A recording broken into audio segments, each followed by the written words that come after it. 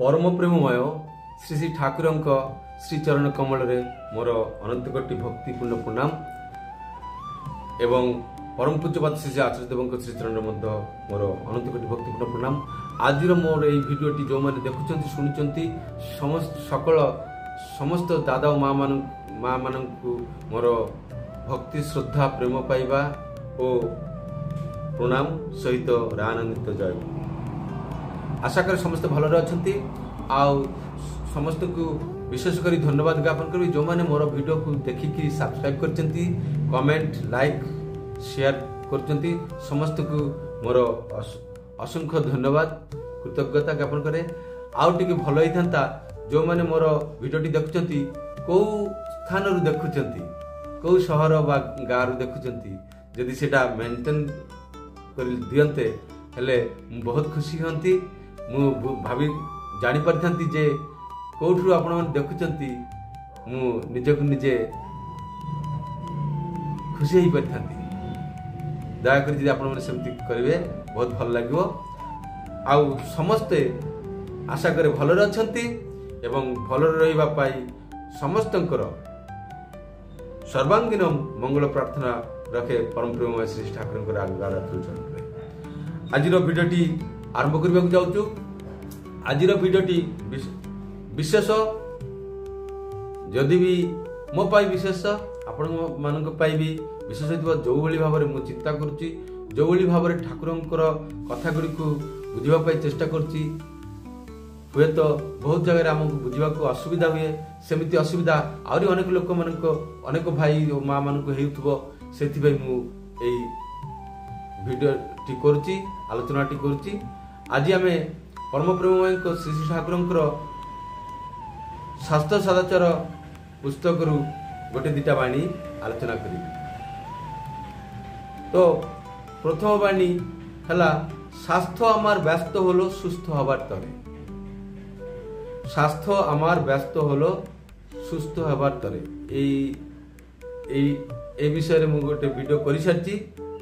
तो आज आमे आलोचना करबा शरीर सर्वस्व होते जेओ ना संकीर्ण होए उठबे शरीरे स्वाधीन थाको स्वस्थ होए सुस्थि संदीपनी भीत परिचर्याय।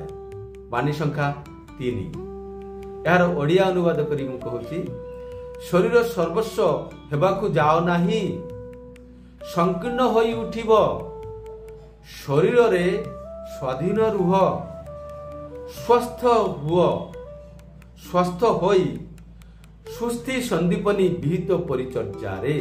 आउ थरे बाल्टी पाठ करुची शरीर सर्वस्व हेबाकू जाओ नाही संकीर्ण होई उठिबो शरीर रे स्वाधीन रुह स्वस्थ होई सुस्थि संदीपनी विहित चर्या रे। बाड़ी संख्या 3। तो एबे आमे आसीबा या परे आलोचना कर शरीर सर्वस्व अर्थात शरीर ही मो पाई सबु किछि शरीर ही मो पाई सबु किछि एमिति भाबिबाकू ठाकुर मना करिसंती। शरीर बिना मोर आउ किछि अस्तित्व नाही एमिति भाबिबू नाही काहे कि जदि एमिति भाबू हेले कौन हबो मोर गोड़टी मोर हाथटी मोर नाकटी मोर आखिटी मोर मुंडटी मोर बालटी एमिति भाव में विभिन्न कथा चिंता करूँ। तापर एगुड़ा गला बाह्य अंग तापर भीतर अंग अच्छी सेगुड़ी को लिवर मोर मोर पेटर टिके व्यथा होची। तो एमिति कले कौन हबो ना यही जो अंग प्रत्यंग गुड़िक एमाने देखिबारे ये मते चलाउची से तो मोर बहुत भल ध्यान रखुची हेले मोर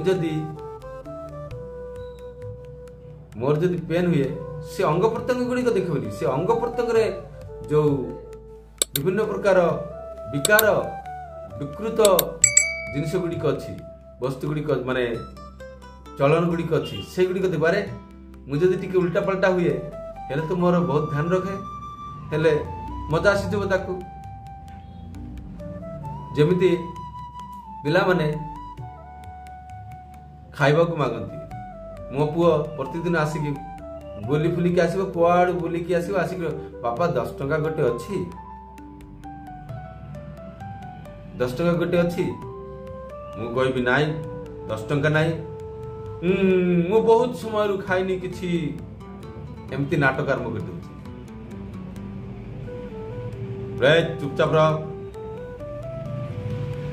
ଏତେ ଖାଇବାର କଣ ପ୍ରୟୋଜନ, ବିନା ପ୍ରୟୋଜନରେ କାହିଁ ଖାଇବା, ଆଲତୁ ଫାଲତୁ ଜିନିଷ ତ ଖାଇବ, ଏମିତି ସେମିତି କହିବି। କହିଲା ପରେ ସେ ଆହୁରି ଟିକେ କାନ୍ଦିବ, ନାଟକ କରିବ, ତାର ମା ଆଡକୁ ନେଇବ, ଆମର ମନଟାକୁ ଦୁର୍ବଳ କରିବା ପାଇଁ, ବାପା ମାଙ୍କ ମନକୁ ଦୁର୍ବଳ କରିକି ସେ ହାଇଜାକ୍ ହ୍ୟାକ୍ କରିକି ସେ ପଇସାଟା କାଢିବା ପାଇଁ ଚେଷ୍ଟା କରୁଛି।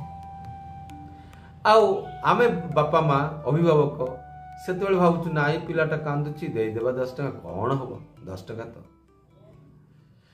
କିନ୍ତୁ ଏହା ଦ୍ୱାରା କଣ ହଉଛି ନା ସେ ପିଲାର ବି କ୍ଷତି କରୁଛି, ଆଉ ଆମର ଭବିଷ୍ୟତ ବି କ୍ଷତି କରୁଛି। କିପରି ନା ସେ ପିଲା ତାର ଅଭ୍ୟାସ ଖରାପ ହଉଛି, ଫାଲତୁ ଜିନିଷ ଖାଇବାର ଅଭ୍ୟାସ ହଉଛି।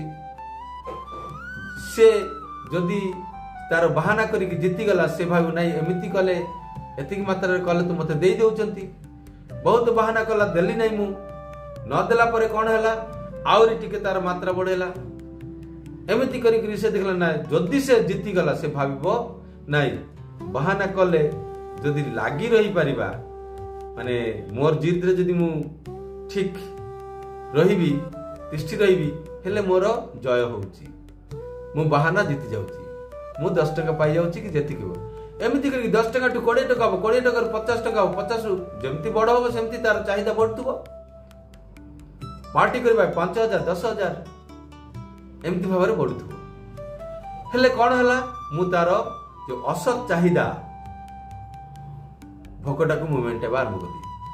ଆଉ ଏହା ଦ୍ୱାରା କଣ ହେଲା, ସେ ନିଜର କଣ ଆବଶ୍ୟକ ଆକ୍ଚୁଆଲି ସେଇଟା ପ୍ରତି ତାର ଦୃଷ୍ଟି ରହିବ ନାହିଁ, ନୁହେଁ କି? କଥାଟା ବେଶୀ ଲମ୍ବା ହେଇଯାଉଛି।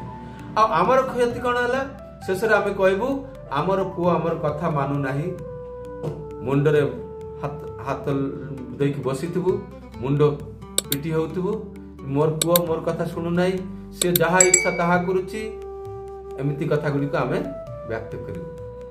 ଆମେ କଣ ଏମିତି କରୁଥିଲୁ, କିନ୍ତୁ ଆମେ ହିଁ ତ ତାକୁ ବିଗାଡ଼ି ଦେଇଛୁ। ଠିକ ସେଇଭଳି ଆମର ଏଇ ଶରୀର ସବୁବେଳେ ଆରାମ ଚାହିଁବ। ଶରୀରରେ ପେନ୍ ହେଲା, କିଛି ହେଲା, ଯାହା କିଛି ହେଲା, ତାକୁ ଯଦି ଆମେ ବେଶୀ ଧ୍ୟାନ ଦେବୁ, ଆଉ ଅସଲ କାମଟା ଯୋଉଟା ସେଟା ଯଦି ନ କରିବୁ, ହେଲେ କଣ ହବ, ଶରୀରଟା ଆମକୁ ପାଇ ବସିବ। ସେ ସେତେବେଳେ ଦେଖିବ ଭାରି ମଜା, ଯାହାକୁ ଇଏ ହଉଛି ସେ ତ ମୋର ଧ୍ୟାନ ରଖୁଛି, ହେଲେ ପେନ୍ଟା କାହିଁକି ଯିବ, ମୋର ଦର୍ଦଟା କାହିଁକି ଯିବ, ମୋର ରୋଗଟା କାହିଁକି ଯିବ, ମୋର ବିକୃତ ଚଳନଟା କାହିଁକି ଯିବ, ସେ ଯିବନି। ମନ ବିକୃତ ହେଲେ ହିଁ ଆମର ଶରୀର ବିକୃତ ହଉଛି, ଯାହାଦ୍ୱାରା ଆମର ରୋଗ ସୃଷ୍ଟି ହେଉଛି।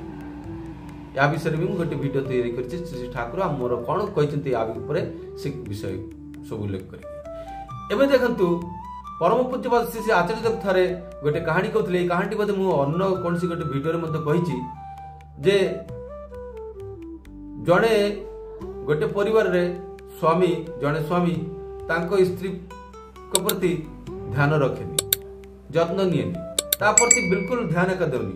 ହେଲେ ଏମିତି ଯଦି ହୁଏ ହେବାରୁ କଣ ହୁଏ, ସେ ସ୍ତ୍ରୀଟି କିଛି ଦିନ ପରେ କଣ ହୁଏ, ସେ ଏ ସ୍ୱାମୀ ସଂସାର ଛାଡିକି ପଳେଇ ଯାଆନ୍ତି। କାହିଁକି? ସେ ଭାବନ୍ତି ମୋ ଆଡକୁ ତ ଧ୍ୟାନ ଦେଉନାହାନ୍ତି, ହେଲେ ମୁଁ କାହିଁକି ରହିବି ହବା, ମୋର କଷ୍ଟ ଦୁଃଖ ସୁବିଧା ଅସୁବିଧା କିଛି ଦେଖୁନାହିଁ। ଠିକ ସେଇଭଳି ଶ୍ରୀ ଶ୍ରୀ ପିତୃଦେବ କହୁଛନ୍ତି ଯେ ମୋର ଥରେ ଅଣ୍ଟାରେ ପେନ୍ ହଉଥିଲା, ପେନ୍ ହେଲା, ମୁଁ ଆଉ ହଲି ପାରୁନି କି ଟିକେ ନୁଇ ବି ପାରୁନି, କିଛି କାମ କରିପାରୁନି। ଏମିତି ଅବସ୍ଥା ହେଲା ସେତେବେଳେ ମୁଁ କଣ କରିବି, ମତେ ତ ଇଷ୍ଟକର୍ମ କରିବାକୁ ପଡିବ। ପ୍ରତିଦିନ ସକାଳ ସନ୍ଧ୍ୟା ପ୍ରାର୍ଥନା, ନାମ ଧ୍ୟାନ, ଭକ୍ତମାନେ ଆସୁଛନ୍ତି, ସେମାନଙ୍କର ସୁବିଧା ଅସୁବିଧା ବୁଝିବା, ଆଚାର୍ଯ୍ୟ ଈଶ୍ୱର ଶ୍ରୀ ଠାକୁରଙ୍କର ଅବର୍ତ୍ତମାନରେ ଆଚାର୍ଯ୍ୟ ସବୁ କିଛି, ହେଲେ ତାଙ୍କ ତ ଏଇ ସାରା ବିଶ୍ୱର ଭାର ତାଙ୍କ ଉପରେ ଅଛି। तो परम पूज्य श्री आचार्य देव कौन कले तू पेन हो था मु मोर काम करुची से चलवा आरंभ कले नित्य नियमित जो काम करुले इष्ट कर्म व्यस्त रहते सेमती व्यस्त रहिले किछि दिन गला परे देखागला जे से पेन आउ नाही या एई कहानी श्री पितृदेव निज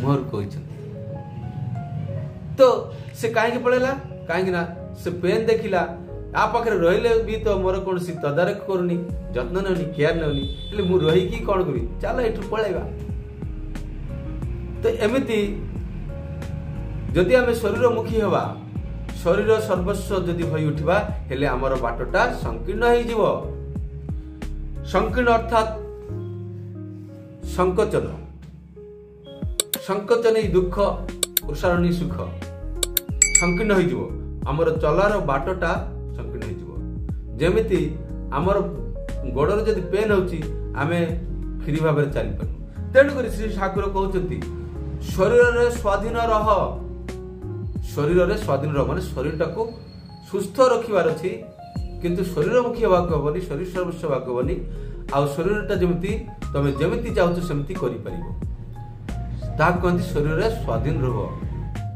शरीर दास हुअनी शरीर को निजर दास कर तांको बसरे रुहनी तांकर बशवर्ती होनी आउ स्वस्थ रह स्वस्थ होई रहिकरी सुस्थि संदीपनी विहित परिचर्या रे किपरि भाबरे स्वस्थ रहिबार अछि आम्भ मानकु श्री ठाकुर स्वस्थ रहिबा कहति किपरि भाबरे ना सुस्थि संदीपनी विहित परिचर्या सुस्थि कथाटी आछि सुस्थ अर्थरु सुस्थ अर्थ सत ओ मार्जित आचरण सुस्थ शब्दटिर अर्थ होछि सत एवं मार्जित आचरण करिके हेले सुस्थि संदीपनी संदीपनी अर्थ कोन संदीपनी अर्थ प्रज्वलित होई रहिबा उत्साहित होई रहिबा संदीपनी जे उत्साह प्रदान करे सक्रिय होई रहिबा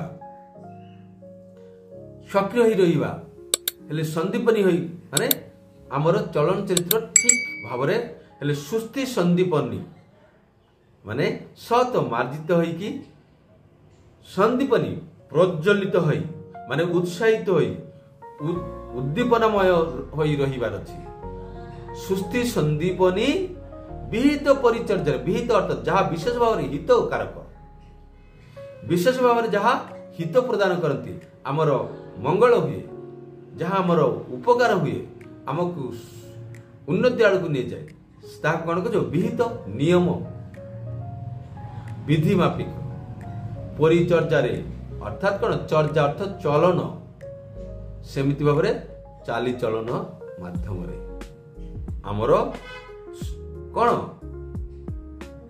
सुस्थ होबाक पड़िबो सेही भली भाव सुस्थ होबाक पड़िबो